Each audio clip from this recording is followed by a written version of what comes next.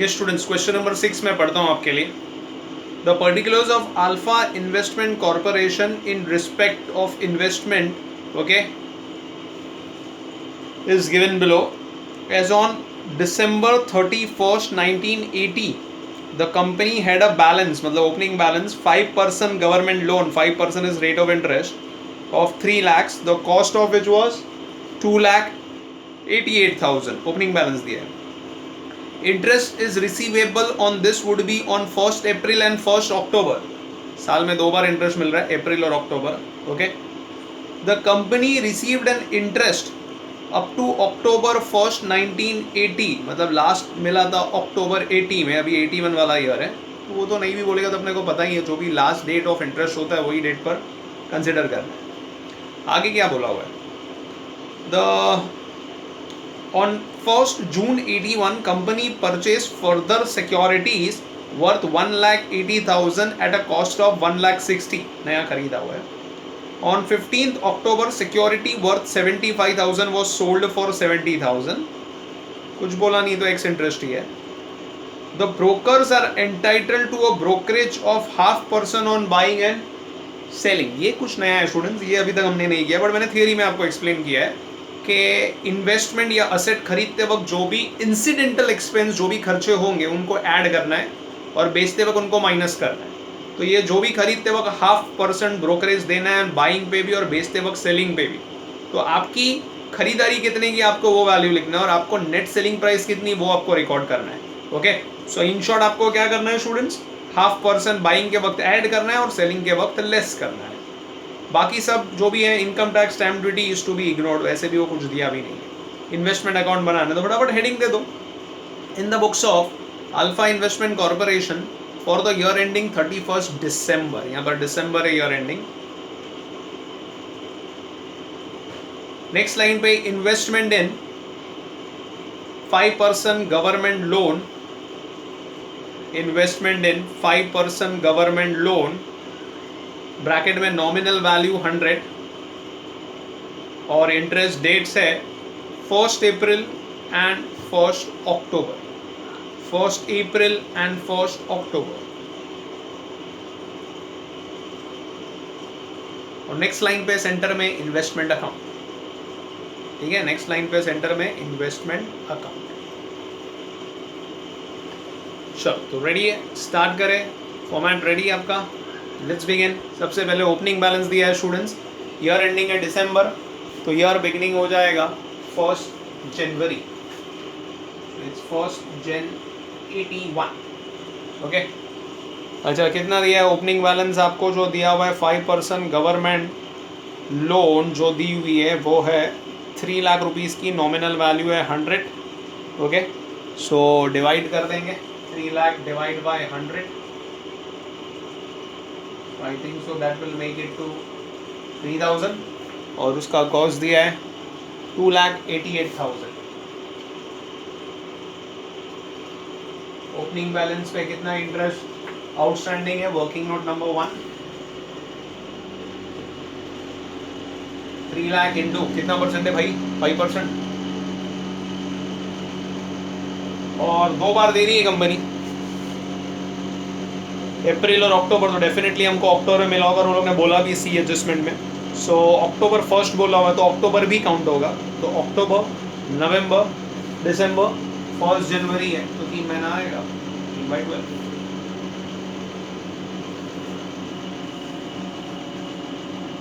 $3,750 आ रहा है students, check कर लो. 3,750. ठीक है. उसके बाद में नेक्स्ट हम लोग देखेंगे, इसमें एक ही परचेज और एक ही सेल है क्वेश्चन में. तो वो परचेज तो 1st June में, बट उसके पहले एक इंपॉर्टेंट डेट आती है वो इंटरेस्ट वाली, April 1st को. So 1st April 81 you are getting, you are receiving interest. So by cash bank bracket में interest receive working note number 2, जितने यूनिट्स आपके पास है आपको उस पर इंटरेस्ट मिलेगा. बस ओपनिंग बैलेंस वही है, मतलब वो 3 लाख रुपीज़ पे 5% is the rate of interest, last आपको मिला था अक्टूबर में और अभी है अप्रैल, तो अक्टूबर, नवंबर, दिसंबर, जैन, फेब, मार्च, 1 अप्रैल को मिल रहा है तो अप्रैल काउंट नहीं होगा, तो बराबर 6 महीना ही बैठ रहा है। सो 6 मंथ्स का कैलकुलेट करेंगे तो दैट कम्स टू 7,500, डबल हो जाएगा इसका इनफैक्ट।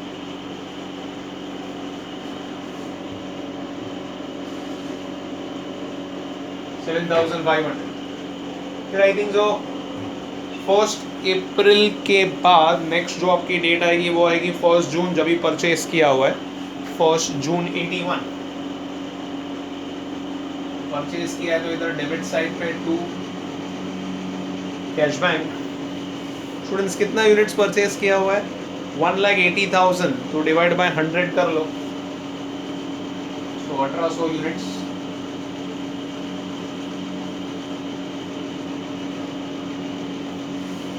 और कॉस्ट कितना दिया? 1,60,000। Oh wait wait wait wait students, brokerage है भाई। सो 1,60,000 प्लस कितना परसेंट ब्रोकरेज बोला है? 0.5% ना, 0.5 मतलब, हाँ 0.5% है स्टूडेंट्स, भूलना नहीं है। तो खरीदते वक्त ब्रोकरेज के साथ लिखना है आपको। तो 1,60,000 प्लस 0.5%, 1,68,800।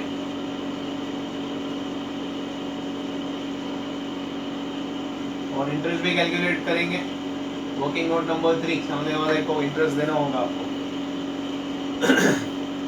नॉमिनल वैल्यू पे कैलकुलेट होगा 185%। ये स्टूडेंट्स अभी लास्ट हम लोग को 1 अप्रैल को मिला था, अप्रैल में 1 जून को हम खरीद रहे, मतलब 2 महीने का इंटरेस्ट आपको पे करना होगा सामने वाले को। सो नॉमिनल वैल्यू पे कैलकुलेट करेंगे 1,80,000 इंटू 5% इंटू 2 मंथ्स, 1,500 रुपया आ रहा है, 1,500। सो 1,500 बराबर है 1,500। उसके बाद अगर आप देखोगे तो फिर से आपका वो इंटरेस्ट वाला एडजस्टमेंट आएगा, बिकॉज मेरे ख्याल से सेल तो कभी दिया हुआ है 15 अक्टूबर को दिया है, बट 1 अक्टूबर को पहले अपने को इंटरेस्ट मिलेगा। So 1 October 81 again is by cash bank, bracket में interest receive. Okay, this will be working note number 4। तो जितने यूनिट्स आप आज होल्ड करोगे उस पर आपको इंटरेस्ट मिलेगा। तो अपने पास कितनी यूनिट है? 3,000 और 1,800 मतलब 4,800। तो नॉमिनल वैल्यू इज 4,80,000, 5%। कंपनी ने लास्ट पे किया तो अप्रैल में, और अभी अक्टूबर है। अप्रैल, मई, जून, जुलाई, अगस्त, सितंबर, 6 महीना, 4,80,000। Okay, 5% for 6 months, 485% for 6 months, 12,000 रुपये आ रहे, 12,000।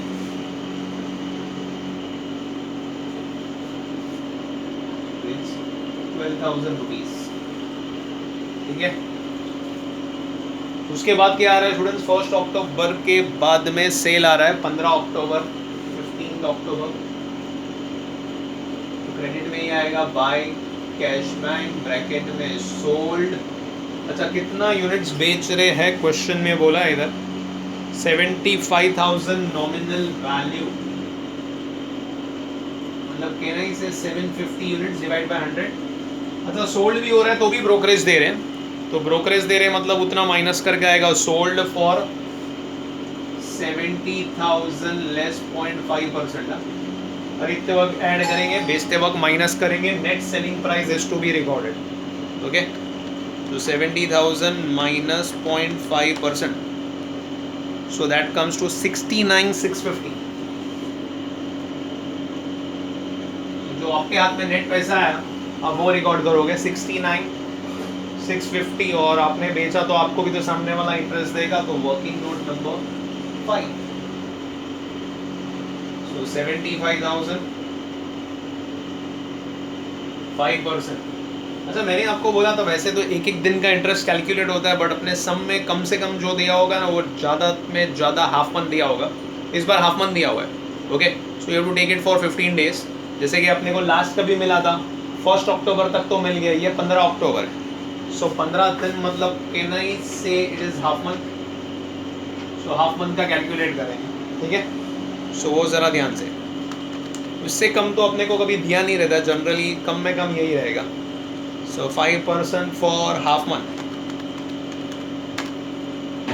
सो पॉइंट में आ रहा है, राउंड ऑफ कर दूँ तो 156 होगा, ठीक है। सो 156 हो गया, 156। सो कम में come will be of half month, तो हाफ मंथ का हम लोग ने इधर रिकॉर्ड कर दिया है। क्लियर है इतना? बस मेरे ख्याल से और कोई ट्रांजैक्शन नहीं है। क्लोज करें फिर। ओह बट सेल किया तो प्रॉफिट लॉस तो चेक करना रह गया। Let us calculate calculation for profit and loss by weighted average method. Weighted average cost is equal to total amount divided by total units into units sold, that is debit amount minus credit amount upon debit units minus credit units into units sold. Amount से मेरा मतलब है cost column का total करें 2,88,000 plus 160,800, so 4,48,800।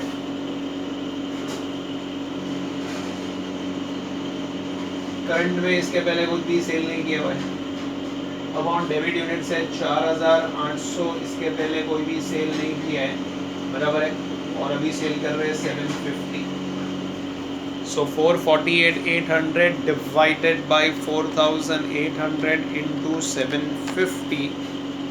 So we get our selling price, sorry cost price as 70,125। So weighted average cost से 70,125 आ रहा है। Compare करो सेलिंग प्राइस से।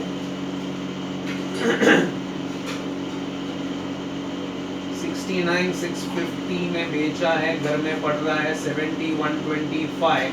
आंसर इज नेगेटिव, और नेगेटिव मींस लॉस। 69,650 में से कॉस्ट प्राइस माइनस करेंगे तो लॉस आ रहा है 475 का। Okay, so it's a loss of 475। तो लॉस हुआ तो पीएनएल के डेबिट में, इन्वेस्टमेंट में क्रेडिट साइड पर आएगा।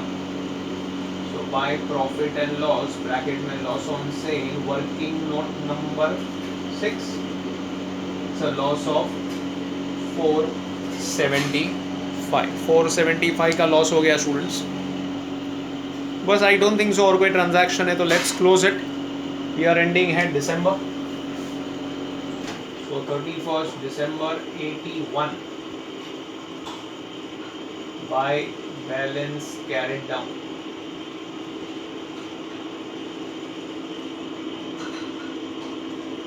Okay, so close करो nominal value, close करो cost column, ठीक है। heavy total तो 4,80,000 है।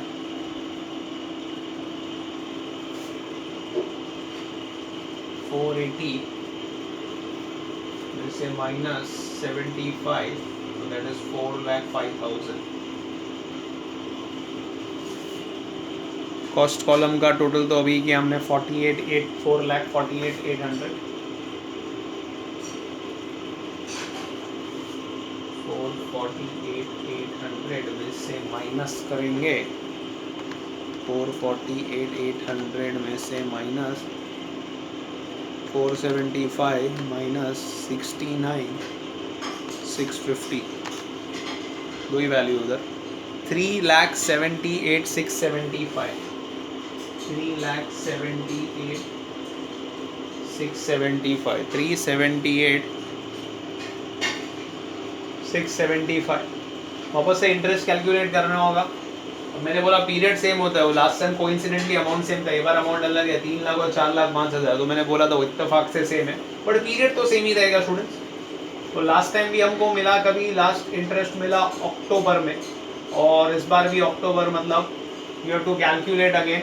1 अक्टूबर को मिला मतलब अक्टूबर भी काउंट होगा, तो अक्टूबर नवंबर दिसंबर, तो जैसे 3 महीना था ओपनिंग में, अब भी 3 महीना है बट अमाउंट चेंज हो जाएगा, तो मैं इधर कैलकुलेट कर लेता हूँ। Working note number 7, 4,05,000, rate of interest कितना है 5%, और कितने मंथ्स के लिए 3 मंथ्स के लिए, बराबर है। सो अक्टूबर 1 को मिला है तो अक्टूबर भी काउंट होगा, तो October, November and December. So 4,05,000 nominal value पे 5% फॉर 3 मंथ्स। पॉइंट में आ रहा है स्टूडेंट्स, राउंड ऑफ कर देंगे। 5063 5063 टोटल कर ले, पूरे साल भर में कितना कमाया वो मिल जाएगा। तो 5063 plus 156 plus 12,000 plus 7,500, 24,719 is the heavy total. 24,719 पूरे साल भर में नेट कितना कमाया। So 31 December 81 to profit and loss, bracket में net interest income goes to P&L as I told you. सामने आपने पे किया है 3750 और 1500 रुपया। So 19,469 19,469 is the net interest income earned on this investment for the year. So that will go to your profit and loss account at the year end. I hope so अभी आपको concept तो समझ में आ गया। जैसे मैंने बोला more than 90% of the question repeats वैसे ही जाता है, नाम नंबर खाली चेंज होंगे, ओके। बाकी everything will remain same, dates और ये अमाउंट चेंज हो रहे हैं, कैलकुलेशन वैसे ही जाना है। एक आध नया एडजस्टमेंट है जो मैं आपको कॉन्सेप्ट बताते जा रहा हूँ। लास्ट टाइम वो एक ही दिन पे कोइंसाइड वाला था, तो पहले सेल फिर परचेज फिर इंटरेस्ट। यहाँ पर ये ब्रोकरेज वगैरह था, तो एनी एक्सपेंस तो परचेज करते वक्त ऐड करो और सेल करते वक्त माइनस करो और फाइनल प्राइस रिकॉर्ड करो। सो प्लीज़ डू प्रैक्टिस, इसी तरीके से प्रैक्टिस करते रहो। नेक्स्ट टाइम और 2 क्वेश्चन करेंगे, तो मेरे ख्याल से ये फर्स्ट मेथड अपना प्रोबेबली लगभग ख़त्म हो जाएगा, ओके। Let's see. तो ये फर्स्ट मेथड पर और 2 से 3 सम बाकी है आई थिंक सो। एक बार देख लेता हूँ मैं कितने सम बाकी है। 2 to 3 question I think so is remaining. So और 1 or 2 lectures, maximum 2 lectures will complete the first method and then will go for the second method, okay. So please practise घर पे लिख कर करो, क्योंकि कैलकुलेशन बड़ा इंपॉर्टेंट है। वो जब तक आप लिख कर नहीं करोगे तो वो ग्रिप नहीं आएगी स्टूडेंट्स, क्लियर। सो मिलते हैं next time with more 2 questions.